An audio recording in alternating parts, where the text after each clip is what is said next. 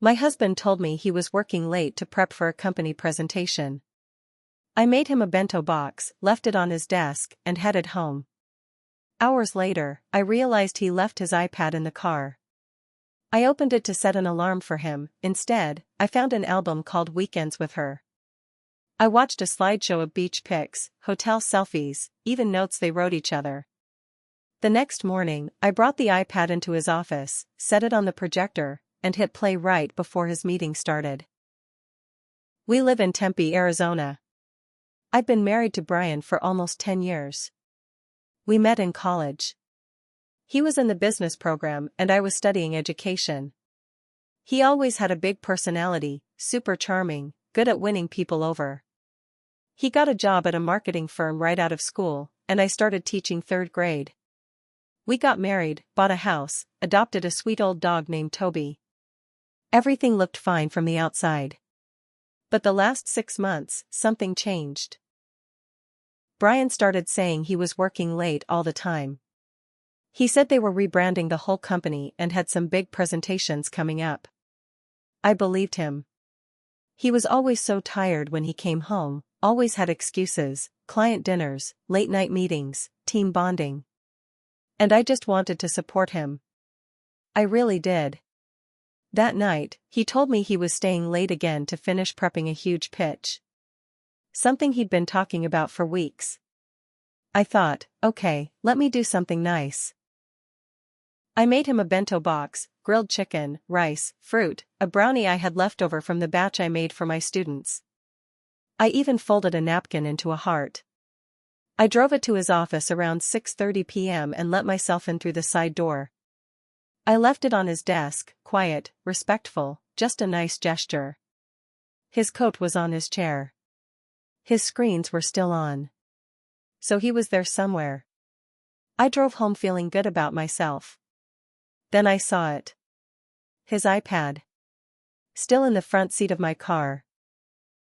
I picked it up to bring inside. I was going to plug it in and maybe set a few alarms for him so he wouldn't oversleep. I tapped the screen. No password. I should have just plugged it in and walked away. But I didn't. I opened the Photos app. Not because I suspected anything. Just. I don't even know why. Right at the top was an album called Weekends with Her. My heart started pounding. I felt hot all over. I told myself, maybe it's an old album. Maybe it's nothing. But I clicked on it. And it was not nothing. It was everything. Pictures of Brian and another woman. At a beach resort. Sitting in robes at a hotel. Drinking wine on a patio. Her head on his shoulder. Him kissing her cheek. Selfies in bed. Notes they wrote each other. One said, "Let's never go back to real life." Another said, "This version of us feels so real." And one had her name. Rachel. I stared at that album for almost 10 minutes. I didn't cry. Not yet. I didn't scream or throw the iPad. I just sat there. I think part of me went numb. Then I had this thought. The presentation. His big meeting. I don't know what came over me, but something in my brain clicked. I suddenly knew exactly what I was going to do. I plugged in the iPad. Charged it all night. I went to bed before he came home. He tried to kiss me when he got in, but I pretended I was asleep. The next morning, I got up early.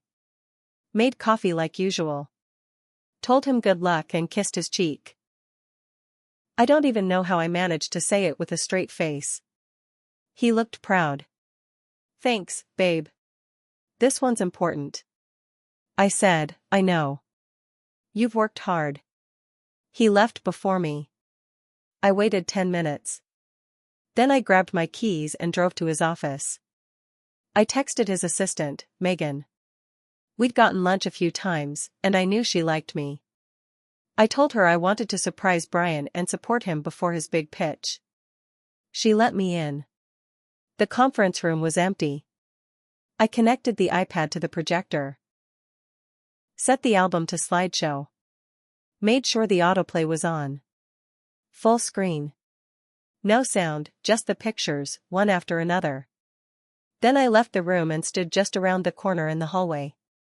A few minutes later, I heard voices. Chairs moving. People greeting each other. Then silence. Longer than you'd expect. Then someone said, "Wait, is this part of the presentation?" Another voice, "Who is that?" Then Brian's voice. "What the hell?" I heard footsteps, fast ones. Then the sound of him unplugging things. A chair scraped back hard. Someone muttered, "Jesus Christ." Brian came out of the room like a storm. He saw me immediately. His face, he looked like he'd seen a ghost. "You did this?" he whispered, his voice shaking. Not loud, just furious. I nodded. I didn't say a word. He looked like he wanted to scream but couldn't. His face was red, and his hands were clenched.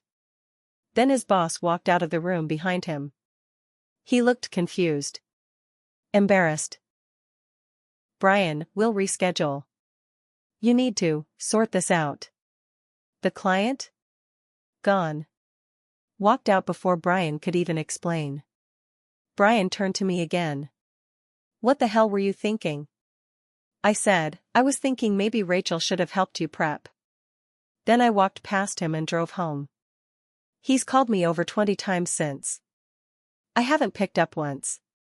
When I got home, I sat on the floor next to Toby and stared at the wall for hours. My phone kept lighting up. Brian called. Then he texted. First it was, "What the F*** was that?" Then, "We need to talk." Then, "Please answer me." Then, I messed up.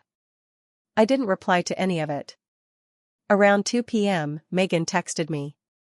"Hey, just wanted you to know I quit." I had no idea he was doing that. "I'm so sorry." I stared at that message. I didn't even know what to say. Megan had always been polite, even kind. The thought of her watching that slideshow in a room full of coworkers made me want to scream and throw up at the same time. By 5 p.m., Brian still wasn't home. By 6 p.m., I packed a bag. I didn't want to be there when he showed up. I drove to my sister's house in Mesa. She opened the door, took one look at me, and said, "What happened?" I told her everything. I didn't cry until I said Rachel's name. She made me tea, let me sleep in the guest room. Brian called again at midnight. I turned my phone off. The next day, he showed up at my sister's door. She wouldn't let him in. He stood on the porch shouting, "I need to talk to her. Please." I didn't go outside. He finally left after half an hour.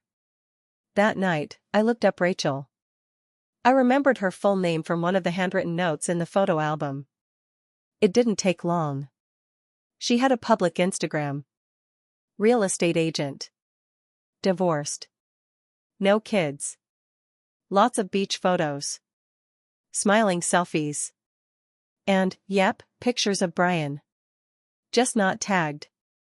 I kept scrolling. One post caught my eye. It was from a week ago. The caption said, "Nothing more real than finding someone who gets you. Weekend number 4. I stared at that number. Weekend 4. This had been going on for at least a month. And I had no idea. He was careful. Always kept things separate. Probably deleted messages, avoided tagging, used cash, different restaurants out of town. A whole second life just an hour away from me. I started digging deeper. I called one of Brian's coworkers I was friendly with, Jack. We'd met a few times at company parties. I told him I was considering a divorce and just needed to understand the truth.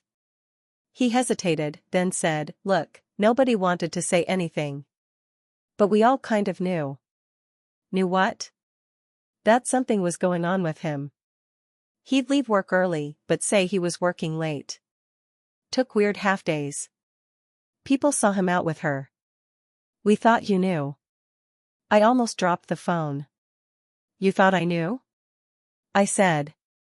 I mean, we figured he wouldn't be that obvious unless it was, like, open or something. It wasn't. And I wasn't. I thanked him and hung up. That night, Brian emailed me. A full apology. It said he messed up. That he never meant to hurt me. That he was overwhelmed with work, and Rachel just happened. He said she meant nothing, and I was his real home. He begged me to come back. Said he lost the client. Said the company was pissed. Said people were avoiding him. I still didn't reply. Then Rachel messaged me. On Instagram. Her message said, I didn't know about you. He told me he was separated. I just found out today. I'm so sorry. I sat on my sister's bed and read it 3 times. I didn't know what to believe. Was she lying to save face? Or had he really told her we were done? Either way, he built this whole story. He was leading 2 lives and lied to both of us. That's when I decided I wasn't done. Not yet. He still had everything. The house. Our shared accounts. My name on documents. He thought all I'd do was cry and leave. He didn't know me at all. The next morning, I went back to our house while I knew he was at work. I still had my keys. Still had my name on everything. I walked through the door and stood in the middle of the living room. The place looked exactly the same couch, same framed photos, same throw blanket folded on the armrest. But everything felt different. It wasn't my home anymore. I wasn't there to cry or grab clothes. I was there to take back control. I started with the joint bank accounts. I moved half. Exactly half, to a new account under my name only. I had every right. I printed the statements, documented the transfers. I wasn't doing anything sneaky. Just preparing for what was next. Then I logged into our shared storage unit account online and changed the passcode. That unit had stuff from both of us, but some of it was mine before we even met, old family furniture, photo albums, keepsakes from my parents. I made sure none of it would disappear by accident. Next, I called a locksmith. By 3 p.m., the house had new locks. I texted him after it was done. I took my half. Don't try to change the passwords. Don't come to the house without calling. You wanted a new life. Now you've got one. He called me 6 times in a row. I didn't answer. He texted me that I was being cruel. That I was destroying everything. That I didn't have to go nuclear. I read it and laughed out loud. Nuclear? All I'd done was give him a taste of the separation he clearly wanted. Except now, it wasn't on his terms. That night, Rachel posted another Instagram photo. This one was different. Just a black screen. The caption read, "Turns out liars lie to everyone. I'm done being quiet." An hour later, I got another message from her. He showed up at my place today. Told me you twisted the story. I kicked him out. So she knew now. Really knew. The next day, I went to meet with a divorce lawyer in Scottsdale. I had everything in order. Bank statements, phone records, screenshots of his messages and her posts, even Megan's email saying she quit because of him. The lawyer looked through it all and said, "This is going to be very easy." I nodded. Before I left, she asked if I wanted to go after more than just the standard half. Spousal support.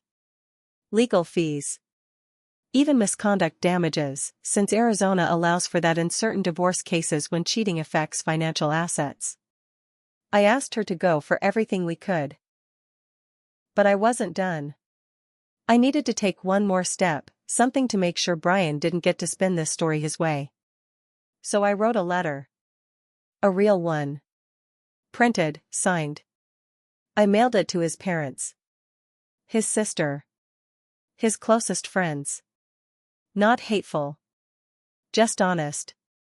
I told them what happened, how long it had gone on, and what I'd found. I didn't add drama. I didn't call Rachel names. I just let the facts speak. 2 days later, his sister texted me. "I'm so sorry.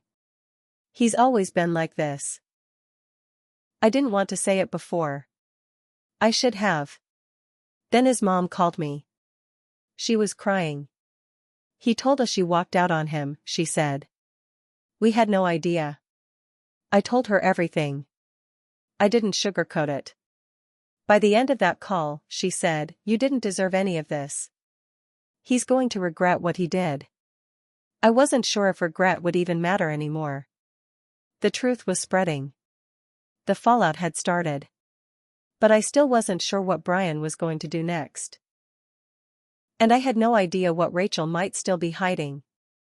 A week after I mailed the letters, Brian showed up at my sister's house again. This time, he looked different. Not angry. Not smug. Just tired. He stood at the edge of the porch like he was scared to knock. I opened the door before he could. "You need to stop showing up here," I said. "I know," he said. "But I need you to hear something." I crossed my arms. "Why? So you can tell me Rachel meant nothing again? That it was a mistake?" "No," he said. "She was more than that." I froze. He looked down, then back at me. "I fell for her. But I thought I could have both of you.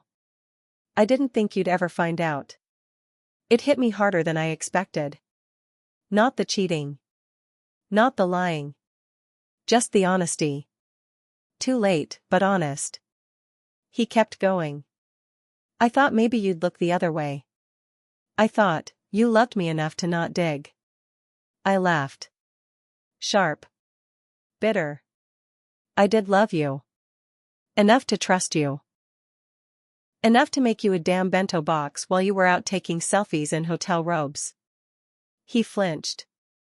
"Rachel blocked me," he said. "She posted about me.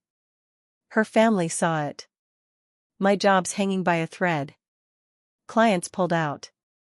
Nobody at work looks me in the eye." I let that sit for a second. Then I said, "That's not my problem." He didn't argue. Instead, he pulled a folder from his bag. I signed the divorce papers. "My lawyer has them. You get the house. Full rights. I'll pay the mortgage for another year. It's the least I can do." I didn't say thank you. Because I wasn't thankful. He handed me the folder and said, "I hope someday you find someone who deserves you." Then he left. For good. 2 months passed. The divorce went through. I stayed in the house. Got the locks changed again. Sold a bunch of his old stuff and donated the rest. I painted the bedroom. Changed the furniture. Got new sheets. It felt like mine now. Rachel never contacted me again. But I saw her post one last story before she went private, a quote card that said, "Sometimes we fall for charm. But charm fades. Character doesn't." I started therapy. I joined a local divorce support group. I picked up an old hobby, woodworking, something my dad taught me years ago. I started making furniture in the garage. Toby got older, but he stayed by my side through all of it. My sister said he probably saved me. Maybe he did. One night, I got a Facebook message from a name I didn't recognize. It was from someone who used to work at Brian's office. Not Megan. Someone I barely knew. All it said was, "I just wanted you to know what you did in that conference room." It was legendary. I stared at it for a long time. Then I smiled for the first time in weeks. Because I hadn't just walked away. I'd left a mark. And Brian? He can spend every weekend with himself now.